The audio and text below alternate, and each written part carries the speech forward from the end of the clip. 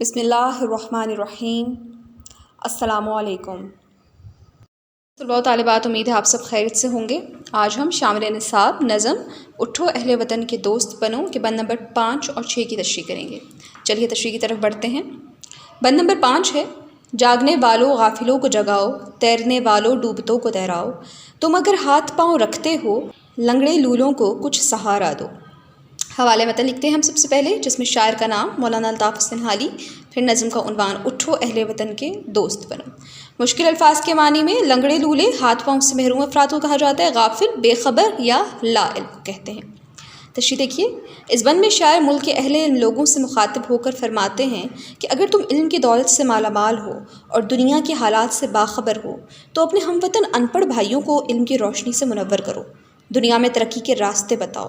اس طرح تم میں سے جو لوگ صاحب حیثیت ہیں وہ غریبوں مفلسوں کو ترقی کرنے کے مواقع فراہم کریں، ان کو زندگی کی مشکلات سے نکالو اور حالات کا مقابلہ کرنے کے قابل بناؤ۔ خاص کر ان لوگوں کو جو ڈوبنے کے بالکل قریب ہیں، ان کی مالی مدد کر کے اپنے پیروں پر کھڑا ہونے کے قابل بناؤ۔ اس بند کے دوسرے شعر میں شاعر فرماتے ہیں کہ اگر اللہ رب العزت نے تمہیں صحت کے ساتھ ہاتھ اور پاؤں کی نعمتوں سے نوازا ہے تو آپ پر لازم ہے کہ اللہ تعالیٰ کی عطا کی ہوئی ان نعمتوں کا شکر ادا کریں۔ اس کا بہترین طریقہ یہ ہے کہ اپنے ان ہم وطن بھائیوں کو سہارا دو جو بیمار ہیں اور ہاتھ پاؤں کی نعمتوں سے محروم ہیں۔ وہ اپنی ضروریات خود پوری نہیں کر سکتے، ان کے کام آ کر اللہ کی رضا حاصل کرو۔ جی عزیز طلباء و طالبات، اس بند میں آپ کو ان اپاہج معذور جو جسمانی طور پر کسی کمی کا شکار ہیں، جو کسی کجی کا شکار ہیں، ہاتھ پاؤں سے محروم ہیں، دیکھ نہیں سکتے صحیح طریقے سے، اب وہ نعمتیں جو اللہ تعالیٰ نے ہمیں عطا کی ہیں ان کے پاس نہیں ہیں جسمانی حوالے سے اگر دیکھا جائے، تو ان کی مدد کریں جس لحاظ سے آپ سے ہو سکتا ہے۔ ایسے ڈسیبل افراد، کیونکہ کمی صرف ظاہری طور پہ ہے، اندرونی طور پہ ان میں کوئی کمی نہیں، اللہ نے کسی انسان کو نامکمل پیدا نہیں کیا۔ کسی کے پاس اگر کچھ کم ہے نا تو دوسری چیز اس کے پاس بہت زیادہ ہوگی، دوسری نعمت وافر مقدار میں ہوگی، عقل و ذہانت بہت زیادہ ہوگی، ٹھیک ہے نا۔ اگر علم و ہنر، کوئی بات نہیں، اگر مالی دنیاوی مال و منال نہیں ہے، اخروی ساز و سامان کیا پتہ ان کے پاس بہت ہو، آخرت کے لیے انہوں نے اتنا سرمایہ اکٹھا کیا ہو کہ ان کو اس بات کا ملال ہی نہ ہو کہ ہمارے پاس دنیاوی مال و منال نہیں ہے، ہمارے پاس عیش و عشرت کی زندگی ہم نے نہیں گزاری۔ تو کسی بھی ضرورت مند کو دیکھیے، اللہ کی رضا کی خاطر اس کی مدد کیجیے۔ آگے بڑھتے ہیں۔ تندرستی کا شکر کیا ہے بتاؤ، رنج بیمار بھائیوں کا بٹاؤ، اگر چاہتے ہو ملک کی خیر، نہ کسی ہم وطن کو سمجھو غیر۔ مشکل الفاظ کے معنی دو ہی مشکل الفاظ ہیں، رنج بیمار خیر بھلائی۔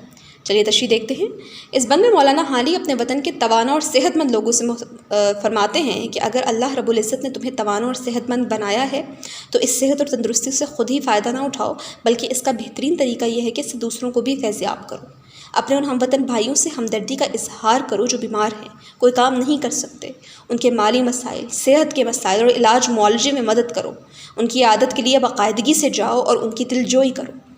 جیسا کہ ہم سب جانتے ہیں عزیز طلباء و طالبات، مریض کی عیادت کرنے کا اسلام میں، دین میں حضور اکرم صلی اللہ علیہ وآلہ وسلم کی احادیث میں کتنا زور دیا گیا ہے کہ مریض کی عیادت کریں۔ جب بھی کوئی مریض ہو اس کے پاس جائیں، بیٹھیں، اس سے اچھی اچھی باتیں کریں اور اس کی بیماری کے حوالے سے اس کو ڈھارس دیں، اس کو تسلی دیں کہ یہ اتنی بڑی بیماری نہیں ہے، اللہ آپ کو جلد شفا یاب کرے گا، بجائے کہ آپ اس کے پاس بیٹھ کے ایسے قصے کہانیاں سنانا شروع کریں کہ جو اس کے لیے مزید ہولناک ثابت ہو اور اس سے اس کی طبیعت مزید بگڑ جائے۔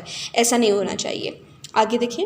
اس بند کے دوسرے شعر میں مولانا حالی اپنے وطن کے لوگوں سے فرماتے ہیں کہ اے میرے ہم وطنوں، اگر تم چاہتے ہو کہ تمہارے وطن اور قوم کا نام دنیا میں عزت و احترام سے لیا جائے تو اس کا واحد طریقہ یہ ہے کہ اپنے تمام ہم وطنوں کے ساتھ پیار و محبت کا برتاؤ کرو، آپس میں شیر و شکر ہو جاؤ اور کسی ہم وطن کو بھی غیر نہ سمجھو، ان کی ضروریات کا خیال رکھو، اس سے باہمی محبت پروان چڑھے گی، ایک دوسرے کی مدد سے سب ہم وطن ترقی و خوشحالی کی طرف گامزن ہوں گے۔ اگر کسی طرح بھی رنگ و نسل یا علاقائی تعصب میں مبتلا ہو گئے تو اس سے ملک کی ترقی رک جائے گی، تمام لوگ نفرت کا شکار ہو جائیں گے، فتنہ فساد برپا ہوگا اور قوم ٹوٹ پھوٹ کا شکار ہو جائے گی۔ جی عزیز طلباء و طالبات، اس بند میں ہمیں اتفاق اور اتحاد سے رہنے کا درس دیا گیا ہے۔ آپس کی نفرتیں قدورتیں بھلا دیں، تاکہ اگر ہم آپس میں متحد نہیں ہوں گے تو کوئی بھی بیرونی طاقت، کوئی بھی بیرونی قوت آ کر آپ پر حملہ کر سکتی ہے، آپ کو زیر کر سکتی ہے، آپ کے ملک پر قبضہ کر سکتی ہے۔ اس لیے بہتر یہ ہے کہ اتفاق و اتحاد سے رہیں اور ملک کا نام روشن کریں۔ جی عزیز طلباء و طالبات، یہ تھی ہماری آج کی نظم کہ 2 بند 5واں چھٹا. اب ایک بند رہ گیا ہے، مرکزی خیال ہے اور انشاءاللہ مشق ہے جو ہم اگلی ویڈیوز میں کور کریں گے. اپنا خیال رکھیے گا، اس کو ذہن نشین کیجیے گا. اللہ حافظ.